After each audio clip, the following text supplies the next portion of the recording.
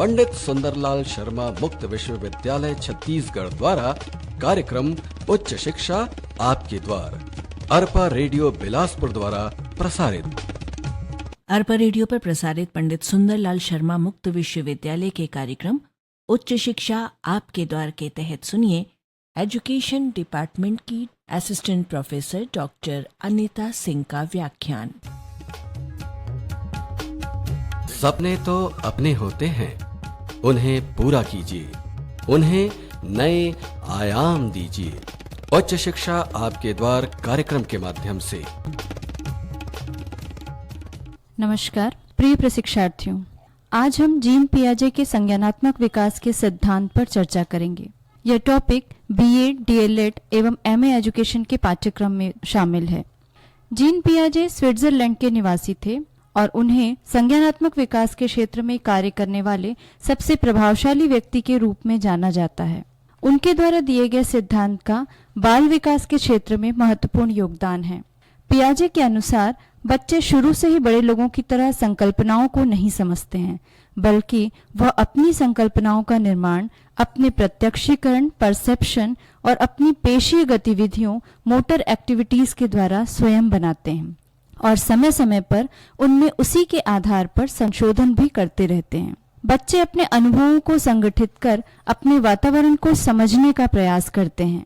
वे अपनी गतिविधियों के द्वारा ही ज्ञान का निर्माण करते हैं, इसलिए उन्हें ज्ञान निर्माता भी कहा जाता है।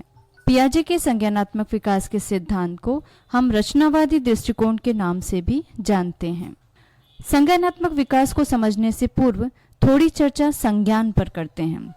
संज्ञान से हमारा तात्पर्य है how people think and understand. व्यक्ति कैसे सोचता है और समझता है।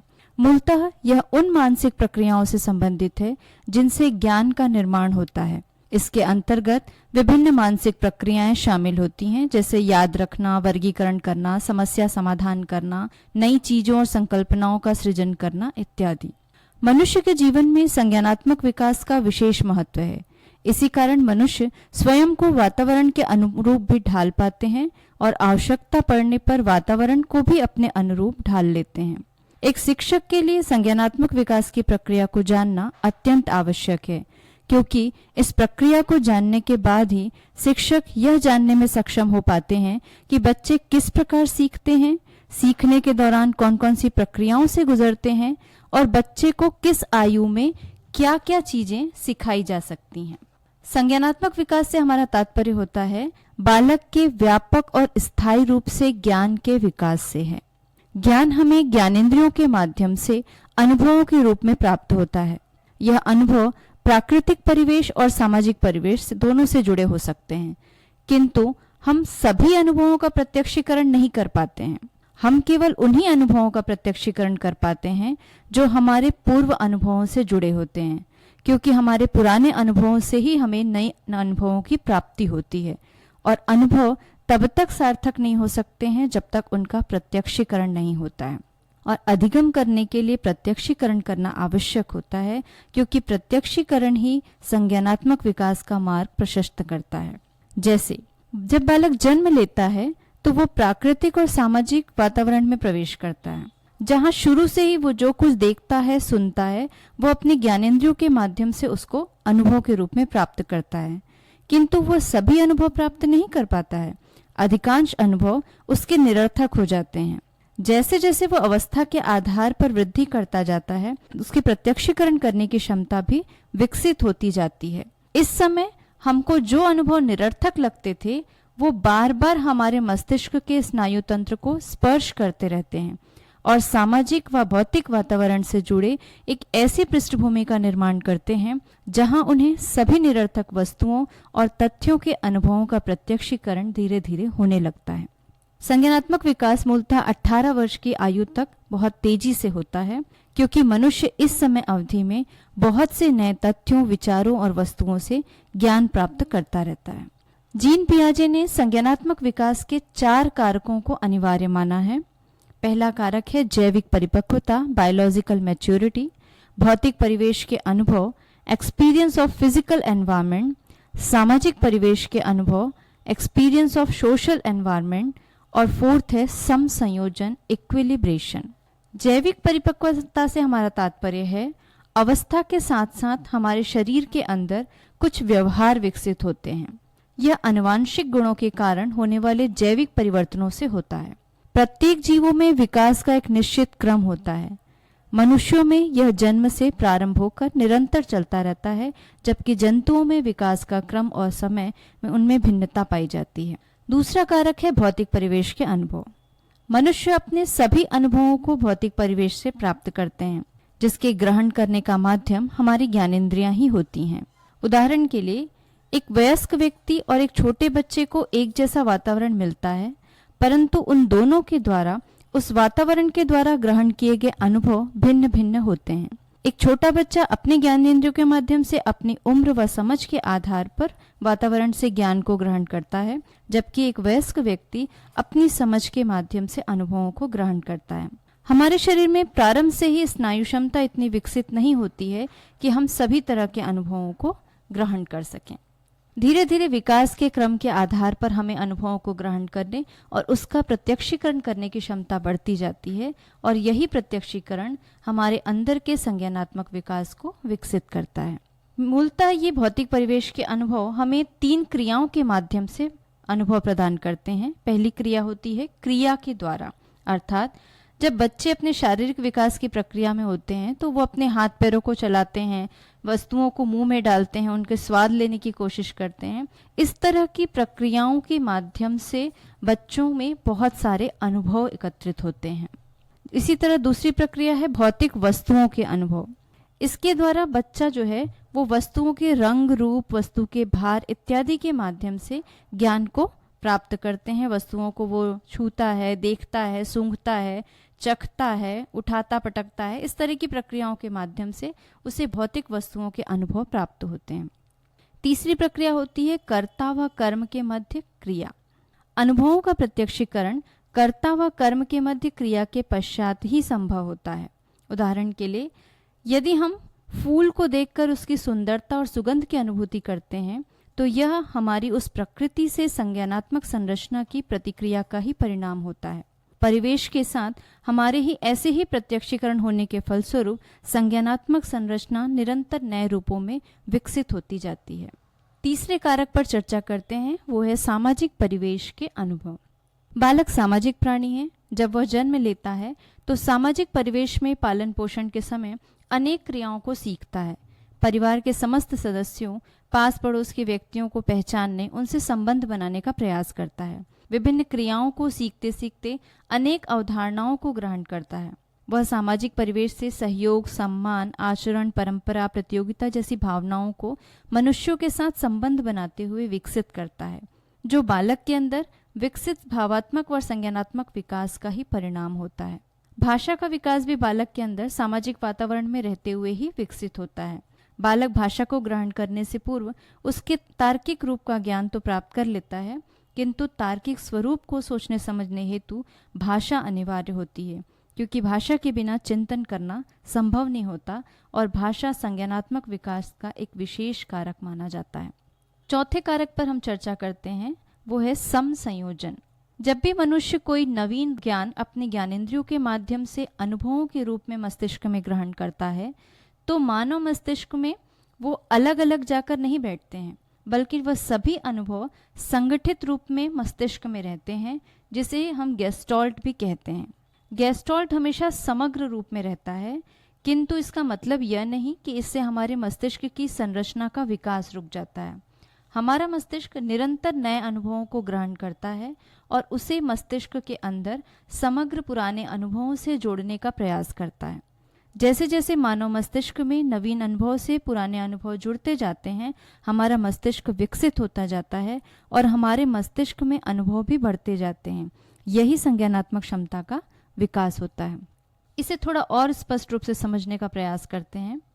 जब मस्तिष्क में कोई भी नया अनुभव प्राप्त होता है तो पूर्व में संचित अनुभवों में तनाव उत्पन्न हो जाता है। यह तनाव तब तक बना रहता है जब तक मस्तिष्क में उन पुराने अनुभवों के साथ नए अनुभवों को जोड़कर एक नई संज्ञानात्मक संरचना का निर्माण मस्तिष्क में न कर लिया जाए। इसी व्यवस्था को हम समसंयोजन की व्यवस्था भी कहते हैं। संज्ञानात्मक विकास के मूलतः 3 चरण होते हैं। पहला चरण होता है इंद्रिय क्रिया विकास अवस्था, दूसरा होता है प्रतिनिधियात्मक बुद्धि विकास की अवस्था, और इसी चरण को हमने 2 भागों में बांटा है, एक है स्थूल कार्य विकास की अवस्था। अर्थात जो दूसरा चरण है उसे 2 भागों में बांटा गया है। अलग अलग मनोवैज्ञानिकों ने इसे और भी कई भागों में बांटा है, हम इसे 2 भागों में बांटकर यहाँ चर्चा करेंगे। पहला है प्रतिनिधियात्मक बुद्धि विकास की अवस्था और दूसरा है स्थूल कार्य विकास की अवस्था, और तीसरा चरण है औपचारिक कार्यात्मकता की अवस्था। पहले चरण पर चर्चा करते हैं, इंद्रिय क्रिया विकास अवस्था, the period of sensory motor. यह जन्म से 2 साल तक चलने वाली अवस्था है। बालक के जन्म लेते ही एक नवीन वातावरण में वह प्रवेश कर जाता है, जहां उसे किसी तरह का कोई अनुभव नहीं होता। वह प्रकृति की वस्तुओं की सहायता से अपना शरीर संचालित करता है, हाथ पैर चलाता है, अपने अंदर संज्ञानात्मक विकास विकसित करता है। इस अवस्था में बालक के अंदर बहुत सारी विशेषताएं जन्म लेती हैं। जैसे पहली विशेषता है, इस अवस्था में बालक चलना, फिरना, देखना, छूना, चखना इत्यादि गतिविधियों से सीखता है। दूसरा, इस अवस्था में बालक में वस्तु स्थायित्व, ऑब्जेक्ट परफॉर्मेंस का गुण विकसित होता है। वस्तु स्थायित्व से हमारा मतलब है कि यदि कोई वस्तु प्रत्यक्ष में दिखाई ना दे तब भी उसका अस्तित्व होता है। बालक यह समझने में सक्षम हो जाता है कि वह वस्तु भले ही इंद्रियों के माध्यम से वस्तुओं को हम सामने नहीं देख पा रहे हैं, किंतु उस वस्तु का अस्तित्व तब भी रहता है। नेक्स्ट विशेषता है, इंद्रिय क्रिया विकास अवस्था के अंतर्गत उद्देश्यपूर्ण कार्यों की पहल शुरू होती है। नेक्स्ट, इस अवस्था के बालक अपने बड़ों के व्यवहारों की नकल करते हैं। दूसरी अवस्था है पूर्व संक्रियात्मक अवस्था। यह अवस्था 2 से 7 साल तक चलती है। पूर्व संक्रियात्मक अवस्था, जिसे हम प्रतिनिधियात्मक बुद्धि विकास की अवस्था भी कहते हैं, 2 से 7 साल की अवस्था तक बालक विभिन्न क्रियाओं को करना प्रारंभ कर देते हैं। इस अवस्था का बालक जो भी कार्य करता है उसमें उसकी सोच भी शामिल होती है। वह समस्या का समाधान ढूंढने की कोशिश भी करने लगता है। इस अवस्था के बच्चे क्रियाओं को करने हेतु प्रयास करते हैं, किंतु क्रिया करने में निपुण नहीं होते हैं, इसलिए इन्हें पूर्व संक्रियात्मक अवस्था या फिर प्रतिनिधियात्मक बुद्धि विकास की अवस्था भी कहते हैं। इस अवस्था के बालक हाव भाव, चिन्ह, संकेत, शब्द इत्यादि का प्रयोग करने में सक्षम हो जाते हैं। इस अवस्था के बालक में सिंबॉलिक थॉट्स की क्षमता भी पाई जाती है। सिंबॉलिक थॉट्स मतलब प्रतीकात्मक चिंतन भी विकसित होता है। प्रतीकात्मक चिंतन से हमारा मतलब है कोई चित्र, हाव भाव, प्रतीकों का प्रयोग करने की क्षमता, जिसके माध्यम से हम किसी भी कार्य को मानसिक क्रिया के द्वारा दर्शाते हैं। इस अवस्था के बालकों में भाषा का विकास तेजी से होता है। बालक में प्रतिवर्ती सोच विकसित नहीं होती है, अर्थात बालक केवल एक ही दिशा में सोच सकता है, वह विपरीत दिशा में सोचने में असमर्थ रहता है। इस अवस्था के बालक की सोच आत्म केंद्रित, इगोसेंट्रिक होती है, अर्थात बालक केवल अपनी सोच, प्रतिक्रियाओं, हाव भाव और दृष्टिकोणों तक ही सीमित रहता है। इस अवस्था के बालक अन्य बालकों के साथ मिलकर सामाजिक नाटकीय खेलों के दौरान अपने शिक्षक की व माता पिता की नकल उतारने का खेल खेलना पसंद करते हैं। इस अवस्था के बालक केवल अपनी ही प्रतिमूर्ति निर्माण, इमेज फॉर्मेशन को महत्व देते हैं। सेकंड चरण का दूसरा पार्ट है मूर्त संक्रियात्मक अवस्था, कॉन्क्रीट ऑपरेशनल स्टेज, जिसे हमने स्थूल कार्य विकास की अवस्था भी नाम दिया है। यह अवस्था 7 से 11 या 12 वर्षों तक चलती है। इस आयु के बालक में करके सीखना, लर्निंग बाय डूइंग की प्रवृत्ति अधिक विकसित होती है, अर्थात बालक सहज रूप से क्रिया करता हुआ बहुत सारी गतिविधियों को सीखता है और अपना संज्ञानात्मक विकास करने का प्रयास करता है। मूर्त संक्रियात्मक अवस्था में बहुत सारी मानसिक प्रक्रियाएं शामिल होती हैं। पहली प्रक्रिया है सारणीकरण, सीरिएशन। नए अनुभवों को पुराने अनुभवों के साथ ही आकार, गुण इत्यादि के माध्यम पर उचित स्थान पर रखकर सभी अनुभवों को सारणीबद्ध किया जाना सारणीकरण की प्रक्रिया कहलाता है। दूसरी मानसिक प्रक्रिया होती है वर्गीकरण, क्लासिफिकेशन। हमारा मस्तिष्क विभिन्न अनुभवों को उनके गुण, प्रकृति, आकार इत्यादि के आधार पर अलग अलग वर्गों में संज्ञानात्मक संरचना में स्थान देता है।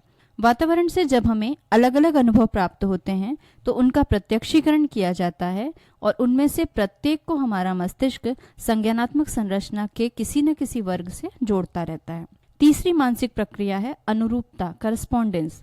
प्रत्येक वर्ग के पदार्थों में से यह पता लगाना कि किन दो पदार्थों में किन किन बातों में अनुरूपता है, अनुरूपता की प्रक्रिया कहलाती है। मस्तिष्क की यह क्रिया भी अनगिनत अनुभवों को आपस में जोड़ने में सहायक होती है। मस्तिष्क अनुरूपीकरण के आधार पर पदार्थों घटनाओं के जोड़े बनाता रहता है और इस प्रकार संज्ञानात्मक संरचना को बनाए रखने में यह क्रिया सहायता करती है। यदि प्रकृति मस्तिष्क में सारणीकरण, वर्गीकरण एवं अनुरूपता की क्षमता नहीं देती तो हमारे अनगिनत अनुभव अलग अलग खंडों में ही पड़े रहते। इनको ना तो संगठित किया जा सकता था और ना ही उसका उपयोग किया जा सकता था। इस अवस्था में बालकों में तार्किक चिंतन की क्षमता निरंतर विकसित होती जाती है और वह तार्किक चिंतन के आधार पर ही नियमों की खोज करता रहता है। आखिरी चरण है औपचारिक संक्रियात्मक अवस्था, फॉर्मल ऑपरेशनल स्टेज। यह अवस्था 11 वर्ष की आयु के पश्चात प्रारंभ होती है। 11 वर्ष की आयु के पश्चात बालक औपचारिक संक्रियात्मक अवस्था में प्रवेश कर जाता है और इस अवस्था में 4 तरह की मानसिक संक्रियाओं को समझना आवश्यक होता है। पहली मानसिक संक्रिया होती है तादात्म्यकरण, आइडेंटिफिकेशन। तादात्म्यकरण से हमारा तात्पर्य है कार्य कारण संबंधों को समझना। इस अवस्था में बालक में प्रपोर्शनल थिंकिंग विकसित होती जाती है, जिससे वह किसी भी घटना के बारे में यह अनुमान लगाने में सक्षम होता है कि किसी कारण से क्या कार्य होगा या नहीं होगा या उसका परिणाम क्या होगा। दूसरी मानसिक संक्रिया है निषेधीकरण, नेगेशन। निषेधीकरण से हमारा मतलब है कि व्यक्ति यह सोचने में सक्षम होता है कि कौन सा कार्य किया जाए जिससे पूर्व में वर्णित कार्यों के परिणामों में अपेक्षित परिवर्तन किया जा सके।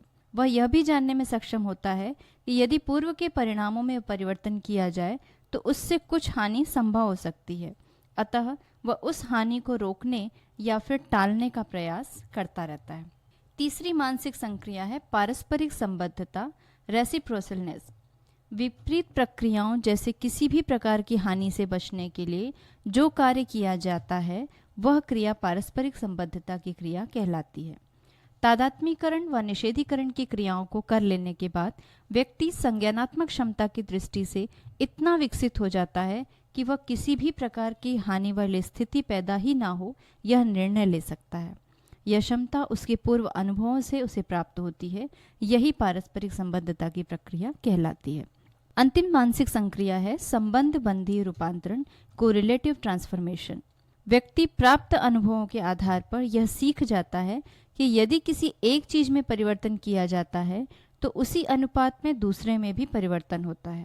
अर्थात तथ्यों, वस्तुओं के बीच आपस में संबंध होता है जो एक दूसरे की उपस्थिति को सुनिश्चित करते हैं। इस तरीके से हमने पियाजे के 3 चरणों की बात की और इन 3 चरणों में जो विभिन्न मानसिक प्रक्रियाएं घटित होती हैं उनकी भी चर्चा हमने की। अब हम अंत में पियाजे के संज्ञानात्मक विकास के सिद्धांत के शैक्षिक महत्व को थोड़ा सा देखते हैं।